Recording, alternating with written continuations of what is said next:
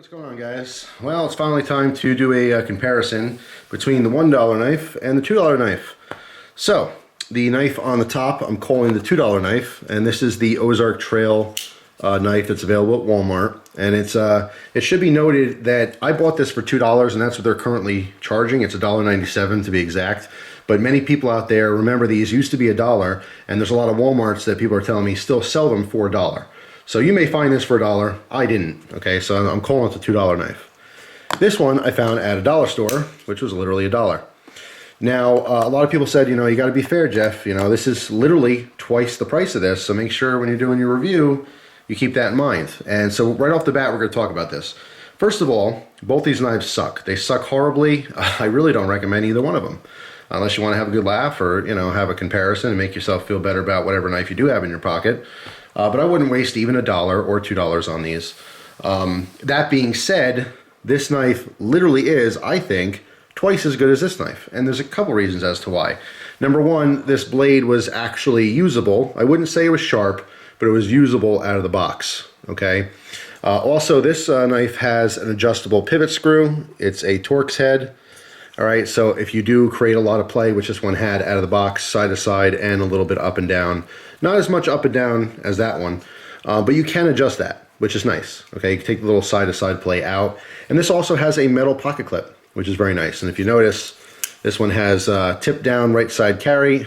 This one, very interestingly enough, is a tip up right side carry, but it has a plastic molded clip, which we're going to break off at the end of this video. And in fact, I'm going to try to break both these knives with my hand. Bare hands. If you could break your folding knives with your bare hands, it's probably not a good thing. But we're going to attempt that at the end of the video. Hopefully I don't cut myself. But for those reasons, the fact that it was actually usable out of the box, the fact that it has a metal pocket clip, and the fact that it has adjustable pivot, I will say that's worth twice the price as that.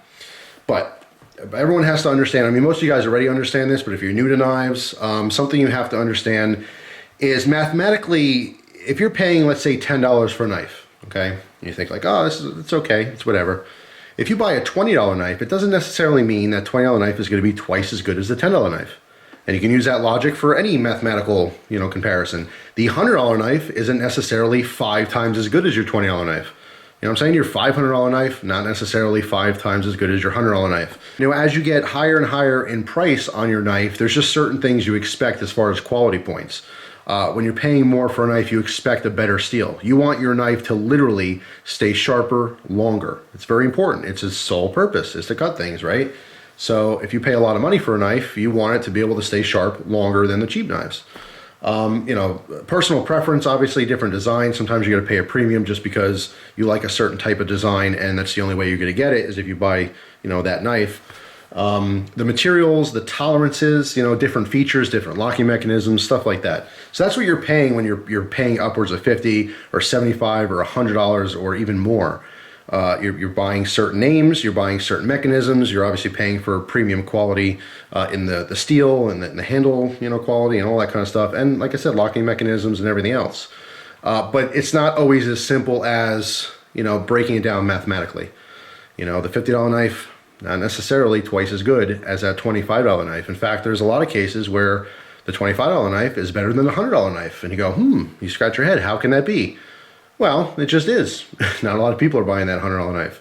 So you got to do your research and you got to talk to other people who have experience with knives, and that's where you can kind of figure out whether your more expensive option might be an option for you. But anyway, so just to get back to this, the $2 knife, even though this is literally twice as much as this, you shouldn't necessarily expect to be twice as better. In this case, it just happens to be. It's twice as good.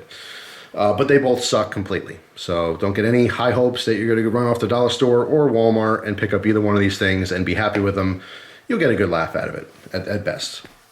So to go over the actual features here, the $2 knife here is literally slightly larger in every way.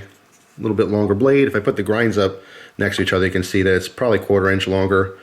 But what's interesting too is that both these are combo edge.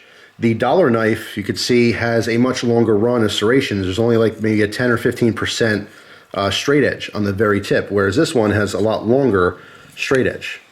Okay, obviously we have different blade styles here. This one here is, to me, reminiscent of like a Frost cutlery. If you look at the handles, we have like a generic, eagle on there.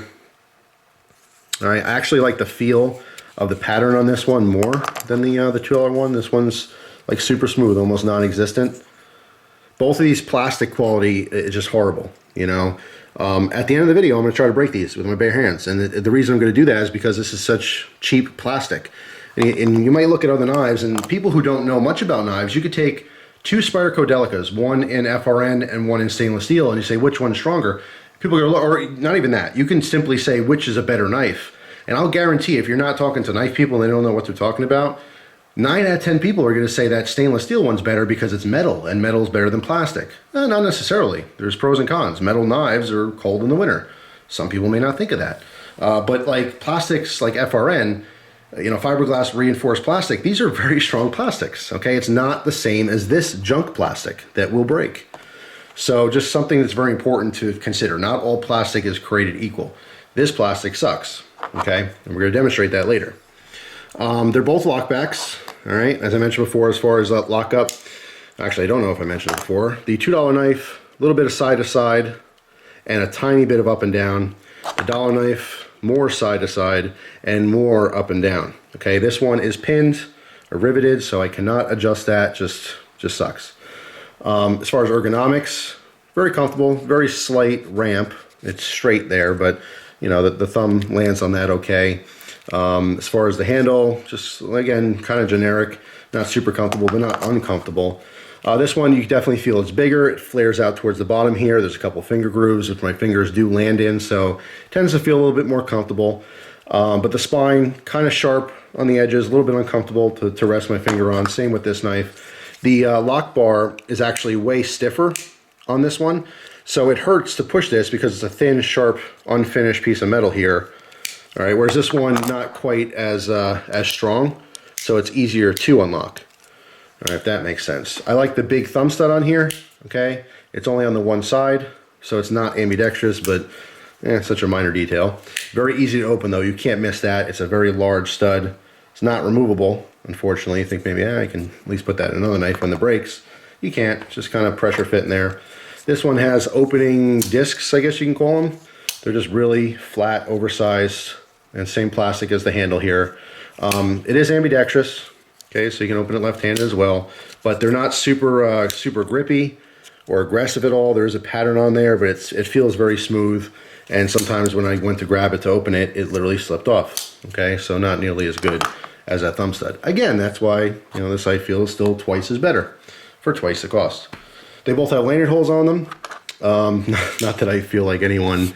I don't think any of these knives actually ever sported a lanyard, because anyone who buys these things, either number one, doesn't care about lanyards or pimping their knives, or number two, if they do care about that kind of stuff, they probably broke these before they got a chance to actually get to it. As far as how they carry, they both carry totally fine. This pocket clip, like I said, is metal, which I prefer over the plastic, although I do have some really old Spydercos that have the molded plastic clips, and they don't break because, again, better plastic. But like I said, with heavy use, I feel like this would break. In fact, let's try that real quick. There you go. So, if you snag this on something, it's possible it would break off. As far as the metal clip here, it'll bend because it's cheap metal, but it's not going to break as easily. You'd have to, if you snagged it on something, it'd probably release before it got a chance to actually break off. But again, it's still very cheap. Okay, so now we have no pocket clips. There's not really much else to say about these knives. I mean, they suck. They really do suck, but I wanted to give a fair comparison and like a real review of the knives, because there are people out there who claim to get these and use them. I don't see it. Maybe if you like rarely ever use your knives, or if you're only using your knives to like open packages every now and again, I get that. But again, someone who's going to be literally carrying and using and preferring to use a $2 or $1 knife, I highly doubt those people are able to sharpen these. And if they are able to sharpen them, this the serrations are almost impossible, even for someone who knows how to sharpen knives very well. And so let's talk about just the plain edge. You're talking maybe 1.5 inches here. This thing's like 1/4 of an inch. So I don't see them as usable knives. Personal opinion. However, if you feel the need to go buy these things, I prefer this one, and it's worth twice the price. That is right. I'd rather have one of these before I had 2 of these. But But yeah, I don't know. If you happen to be in the area and, I don't know, you're with a girlfriend or a wife or your mother, if you're young, you're a teenager or something, and maybe you want to buy them just to check them out yourself, yeah, totally. For $1 or $2, it's worth seeing for yourself, you know? Don't just take my word for it. But they're total junk. Total junk. So that being said, let's try to break this.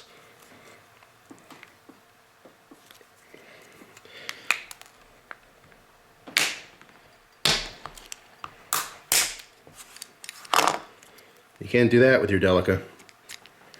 Alright, not only the plastic break, this little rivet thing popped out. I didn't cut myself. I'm trying to hold it in a way so that if it slips, it doesn't just cut into me. Because you know what? These knives, as junky as these are, as far as self-defense, they'll still stab. Doesn't matter how dull they are. There's shanks in prison that are pretty damn dull, but they still penetrate skin. So as far as self-defense, they will work. And if you're trying to break them like I do, I don't recommend doing this, by the way. You can't cut yourself. But there, the $1 one did not take the hand test, let's call it. The hand breaking test. Try not to force anything too much, but this rivet looks like it's going to pop out. There we go. Alright, so there's our blade. Maybe we'll save that. My knife junkyard. Alright, cheap rivet. Here's your lock bar. Still pinned in there. There we go. See if I can pop this out. You get a parts kit. Still wants to stay in there. I'll have to break the plastic. Here we go. There we go. There's our little lock bar. And our spring. It sits in our handle down here. This is what puts pressure, so when you push the lock bar down, hey look, I can use this as a way to explain how these things work. So this little spring bar here, or spring steel, sits like this so that when you this part locks in the back of your blade, and you push down on this, it creates the tension you need, so it's always springing back up, so it doesn't want to go down. But this is how this blade is locked in, just like so.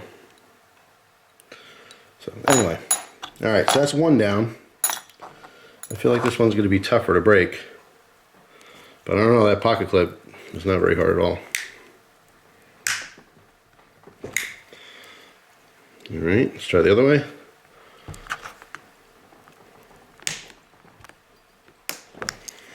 Flip it around. Actually, I don't want the blade so close to my hands like that. There we go, I shot something across the room. Our pivot screw, looks like the male part of our pivot screw. I'll go find that so Gus doesn't step on it. Here's this lock bar. Let's see. Yeah, this is just molded together. It's probably melted together, to be honest. There's our spring. Alright. That's is that pinned in there? Yeah, just another rivet. Let's see. Try to do this with the bare hands, just to prove a point here. Of course, I can get a tool in there and pry it open, but not the same. You can do it with your hands without hurting yourself. It's pretty damn crappy. No, can't do it.